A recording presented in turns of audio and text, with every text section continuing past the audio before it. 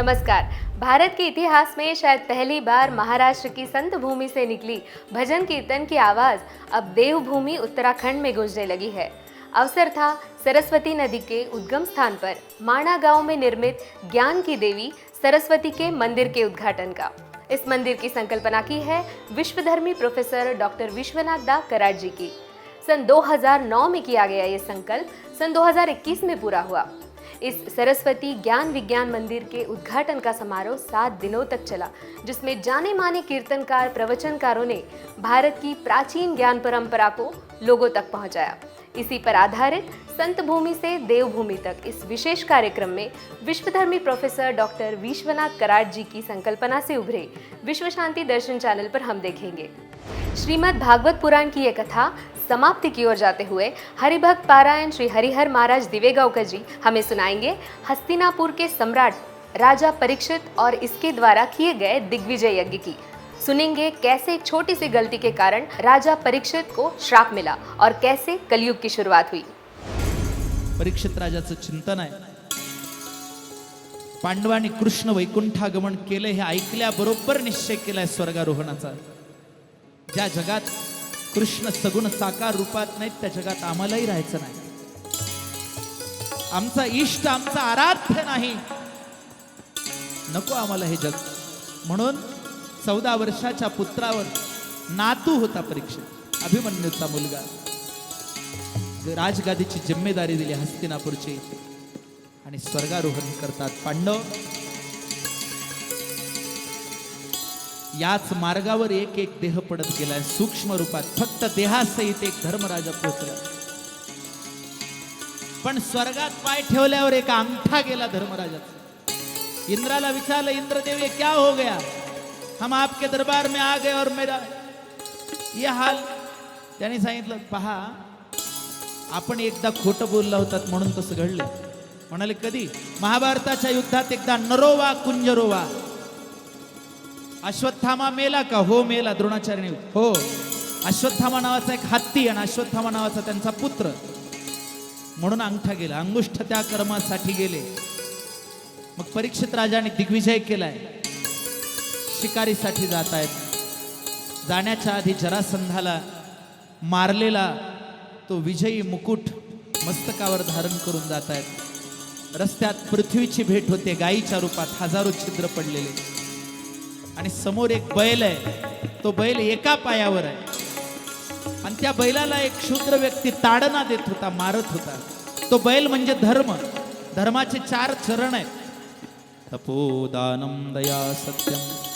तप, दान, दया आणि सत्य, 4 युगातले 4 चरण आहेत। सत्ययुगात तपश्चर्या, त्रेतायुगामध्ये दान, द्वापर युगामध्ये दया आणि कलियुगात केवळ एकच चरण, त्याचं नाव सत्य। पण त्यालाही पीडा देणार कलियुग। कलियुगाच्या मुळे झाले सत्याचे वाटोळे। ताडना देत होता तो कलियुग। परीक्षितने विचारलं, अरे असं का करतोय बाबा? तो म्हणाला, मी कलियुग आहे, मी या धर्माला मारणार, त्रास देणार, पीडा देणार। परीक्षितने कमरेचं खडग उचललं, मारण्यासाठी धावला। पण त्याने हात जोडून सांगितलं, मी शरण आलोय, मला क्षमा करा, मला तुम्ही अभयदान द्या। आणि पद्धती होती, जो शरण आला त्याला अभयदान द्यायचं। शरणागता वज्रपंजर। ठीक आहे म्हणे, तुला मी स्थान देतो। कलियुगानं प्रार्थना केली, मला 4 जागा द्या राहायला। 4 जागा दिल्या। कोणत्या? परीक्षित राजाने 4 जागा दिल्या, लक्ष देऊन ऐका। 1, जिथे हिंसा होईल ते स्थान। दुसरं, जिथे धूत म्हणजे जुगार खेळला जाईल तिथे। तिसरं, जिथे मद्यपान केले जाईल तिथे। आणि चौथं, जिथे वेश्या व्यवसाय चालेल तिथे। या 4 जागा कलियुगाला दिलेल्या। पण कलियुग हुशार आहे। कलियुगाने सांगितलं, या 4 जागी विद्वान लोक तर फसणार नाहीत, हुशार लोक अडकणार नाहीत। म्हणून विचारलं, महाराज अजून एक जागा द्या ना। परीक्षेच्या मुखातून शब्द गेला, कांचनम पंचमम स्थान। 5वं स्थान सुवर्ण आहे। सोनं म्हणल्याबरोबर खुश। कलियुग म्हटलं, आता अडकवतो सगळ्यांना। आणि याच्या डोक्यावर जरासंधाला मारून आणलेला विजयी झालेला मुकुट। म्हटलं बरं झालं, तामसी माणसाचा मुकुट आहे सोन्याचा। लगेच कलियुगाचा प्रवेश मुकुटात, मुकुटातनं बुद्धीत आणि बुद्धीतनं लगेच पहिलं चरण हिंसा। आखेट शिकार करण्यासाठी परीक्षेत येतात, दिवसभर फिरतात, शिकार सापडत नाही। भटकतात वनात, वनवन भटकतात, काही मिळत नाही, अन्न नाही, पाणी नाही. हे राजे लोक फक्त शिकार करायचे, खायचे नाही बरं का. शाकाहारी होते हे सगळे राजे, लक्षात ठेवा. आणि शिकार का करायचे त्याच्या पाठीमागचं कारण, जे हिंस्र पशु शेतकऱ्यांना, नागरिकांना त्रास द्यायचे, फक्त त्यांना मारायची, ही पद्धत आहे शास्त्रोक्त. मग आता कोण विलासी राजे असतील ते वेगळं काही करत असतील, सोडून द्या. मग दिवसभर तहान भुकेने व्याकुळ, सैन्याची आणि राजाची ताटातूट झाल्यावर राजा कोलमडून जातो बरं का. एकटा राजा काही करू शकत नाही, त्याला सैन्याची गरज आहे. आपल्याला वाटतं एकट्याने होईल, होत नसतं. तुम्ही जरी कुटुंब प्रमुख असलात तरी सगळ्यांनी साथ दिली तर घर चालतं. घरातला सगळ्यात छोटा घटक सुद्धा कामाचा आहे. तुम्ही सगळे श्रोते आहात म्हणून मी थोड्या वेळाचा वक्ता आहे, नाही तर कसला वक्ता. वक्ता तो वक्ता नव्हे, श्रोते नवीन. तुम्ही श्रोते समर्थ आहात, म्हणून आमच्या नाथ महाराजांची पद्धत आहे की श्रोत्यांना समर्थ पांडुरंग म्हणले. ऐका, परीक्षित राजा एकटाच वनातनं चाललाय. जात असताना एक ऋषींचा आश्रम दिसला. नियम होता, संताकडे, ऋषीकडे जाताना राजाने शस्त्र सोबत न्यायचं नाही. पण घडलं वेगळंच. भूक तहानेने व्याकुळ झालेला राजा थोडासा विवेक हरवल्यासारखा झाला होता. शस्त्र घेऊन आश्रमात गेला. शमिक नावाच्या ऋषींचा तो आश्रम आहे. समाधीस्थ बसलेले आहेत. जाऊन राजाने त्यांना हाक मारली, शमिक ऋषी, मुझे बहुत भूख लगी है, प्यास लगी है, खाने की कुछ व्यवस्था कीजिए. अगर पानी है, जल है तो वो दे दीजिए. मेरी कुछ व्यवस्था कीजिए, मैं हस्तिनापुर का सम्राट हूं. पण समाधीस्थ मूर्ती आहेत. बाहेर कोण आलंय, काय करताय, कशासाठी आलंय, कशाचं भान नाही, काही आठवत नाही, सूध नाही. पुन्हा एकदा हलवून बघितलं. महाराज, अहो मी राजा आलोय, आता ध्यानाचं नाटक करू नका, माहित आहे मोठे ज्ञानी ध्यानी आहात, माझी सोय करा ना. मग मात्र रागच आला परीक्षितला. वाटला हा साधू ढोंग करतोय. मनातला विचार, मला दाखवण्यासाठी मी फार तपस्वी वगैरे. बाताड्यातला बाण काढला. एक मेलेला साप होता आश्रमात, तो उचलला बाणाने आणि गळ्यात टाकला ऋषीच्या. घोड्यावर बसले राजे गेले निघून हस्तिनापूरला. थोडा वेळ गेलाय. ऋषीचा पुत्र श्रंगी, अतिशय तपस्वी. त्या श्रंगीची मोठी कथा आहे. रामायणात त्याचा विस्तार पाहायला मिळतो. ब्रह्मवैवर्त पुराणात, स्कंद पुराण, अग्निपुराण, 4 ठिकाणी कथा आहे श्रंगीची. श्रंगीने बघितलं, वडिलाच्या गळ्यात सर्प टाकलाय कुणीतरी, वडिलाचा अवहेलना, अपमान केलाय. हातात गंगेचं पाणी घेतलं, गंगाजल घेतलं, श्राप दिला. इति लंघित मर्यादा तक्षक सप्तमे हनी दंशति स्म कुलांगार तच्चोदितो मे ततद्रुतम. ज्याने माझ्या वडिलाच्या गळ्यात सर्प टाकला, मी श्राप देतो, आजपासून 7व्या दिवशी तक्षक नाग दंश करून मृत्यू होईल. काही वेळाने शमिक ऋषींची समाधी तुटते. समोर बघितलं तर श्रंगी निस्तेज. कारण साधक जेव्हा एखाद्याला आशीर्वाद किंवा श्राप देतो तेव्हा त्याचं तेज नष्ट होतं, तेजोविहीन होतो बरं का. मग विचारलं, बाळा काय झालं? म्हणाला, तुमच्या गळ्यात ज्याने सर्प टाकला मी त्याला श्राप दिलाय. शमिक ऋषी अंतर्ज्ञानी होते. ध्यान लावून बघितलं, अरे अरे, राजे परीक्षित आले होते. राजाला श्राप द्यायचा नसतो. राजा हा विष्णूचा अंश आहे. राज्ञो विष्णुरांश. हा राजेपदावर जो आहे तो विष्णूचा अंश आहे. पण जाऊ दे, जे झालं ते झालं. श्रापाची परिकल्पना दिली. परीक्षितने त्यागाची भूमिका घेतली आहे. राज्यं भोग सुखम त्यक्त्वेति सगतोपि गंगा तीरे. सगळं सोडलं, सगळं सोडलं. राज्य, भोग, सुख, संपत्ती, दास दासी. जन्मजयाला राजगादी दिली. राज्याभिषेक करत बसले नाहीत, वेळ नव्हता. आले गंगेच्या तटावर. शुक महामुनींना प्रेरित केले भगवंतानी. 16 वर्षाचे होते शुकाचार्य. उंच नाशिका, लांब लांब वाढलेले केस, गोरा पान वर्ण, फक्त एक लंगोटी अंगावर, काहीच नाही दुसरं. रस्त्याने चाललेत, मुलं धूळ उडवतायत. आले शुकाचार्य. सगळ्या ऋषीमुनींनी गजर केला, शुकाचार्यजी महाराज की जय, सरस्वती माता की जय. आजची कथा आपण याच ठिकाणी थांबवणार आहेत. विराम घेऊया. उद्याच्या कथेमध्ये अजून पुढचं सगळं श्रवण करूया. वेळ अल्प असल्या कारणाने थंडीचा प्रादुर्भाव खूप आहे आणि त्याच्यामुळे अजून प्रवचन कीर्तन व्हायचं आहे. आजचे प्रवचनकार आमचे डॉक्टर शिवाजी शिंदे साहेब नांदेड. आजचे कीर्तनकार आमचे वारकरी संप्रदाय भूषण आदरणीय हरिभक्ती परायण परमपूजनीय धर्मराज महाराज हांडे महाराज पुणे यांची कीर्तन सेवा आहे. तसंच आमचे या कार्यक्रमाचे आयोजक सरस्वती मातेचं हे दिव्य मंदिर ज्यांनी उभारलंय असा आमचा आदरस्थान असणारे ज्ञानमहर्षी डॉक्टर विश्वनाथरावजी कराड साहेब, उपस्थित असलेले हरिभक्तीपरायण तुळशीरामांना कराड, आदरणीय काशीरामांना कराड, समस्त कराड परिवार, MIT विश्वशांती केंद्र, आदरणीय हरिभक्तीपरायण सुदाम महाराज पाणेगावकरजी, आदरणीय पंडित उद्धव बापू आप्पेगावकर, तसंच खंदारे महाराज, इंगोले महाराज, सगळीच भावी भक्त मंडळी या ठिकाणी उपस्थित आहे. आमचे भागवत महाराज आहेत, सगळीच मंडळी आहेत. याच प्रसंगी आठवण होते, सगळ्यांना आनंद वाटतोय. जरा थंडी सोडली तर बाकी सगळा आनंद आहे, सगळे आनंदात आहेत. आज स्वर्गीय त्यागमूर्ती प्रयाग अक्का कराड स्वर्गातून हा सोहळा बघत असतील आणि आज त्यांच्या डोळ्यात अश्रू आले असतील की साहेबांच्या मातेचं नाव सरस्वती, त्यांचं मंदिर सरस्वती मातेचं मंदिर आणि त्यांच्या स्मृतीचं मंदिर या ठिकाणी स्थापन झालंय. त्यासाठी आपण इथे सगळे शेकडोंच्या संख्येत आलोत. आज मलाही अक्कांचं स्मरण होतंय. कुणी असो, डोक्यावरून हात फिरवावा, गालावरून हात फिरवावा, अशी त्यांची ती प्रेमळ मायेची ऊब होती. आदरणीय साहेब आपला आधारवड आहेत. आदरणीय साहेबांच्या उपस्थितीमध्ये, सानिध्यात, आयोजनात हा भव्य सोहळा या ठिकाणी संपन्न होतोय. मन को लुभाने वाले संगीत और मौलिक विचारों से समृद्ध कीर्तन प्रवचन की ये श्रृंखला ऐसे ही जारी रहेगी, बस एक थोड़े से अंतराल के बाद.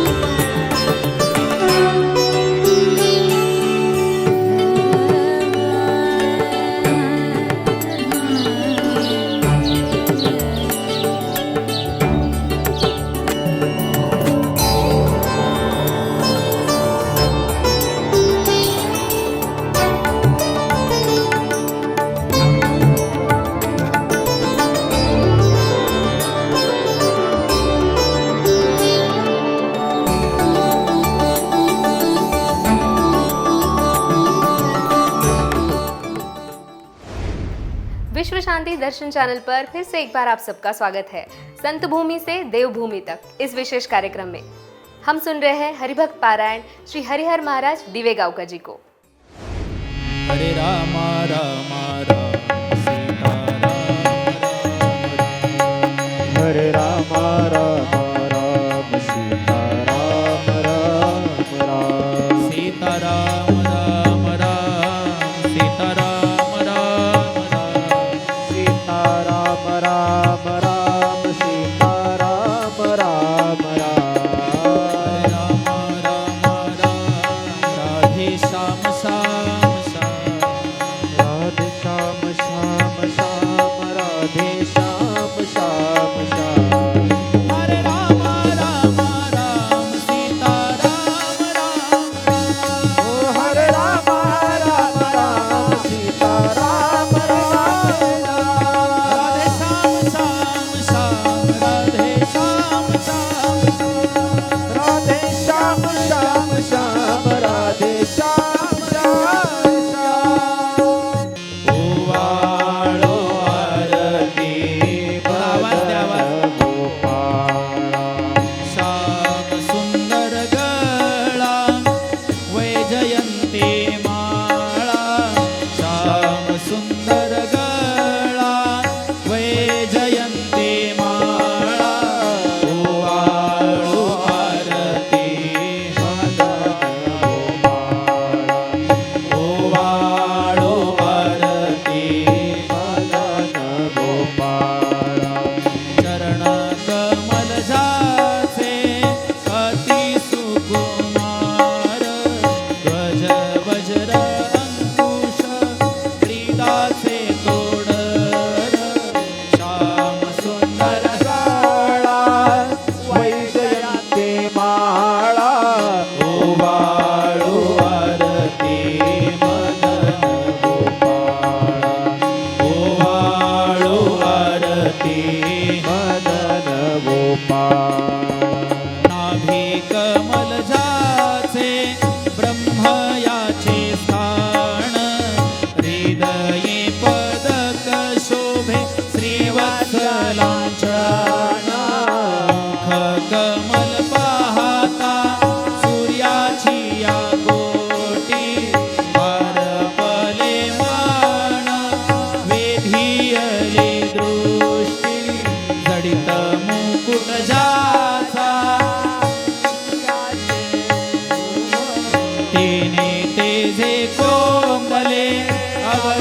त्रिभुवन श्याम सुंदर गळा वैजयंती माळा ओवाळू आरती मदन गोपाळा ओवाळू आरती मदन गोपाळ एका जनार्दनी देखियले रूप रूप पाहताची झाले मी तद्रूप श्याम सुंदर गळा वैजयंती माळा ओवाळू आरती मदन गोपाळा ओवाळू आरती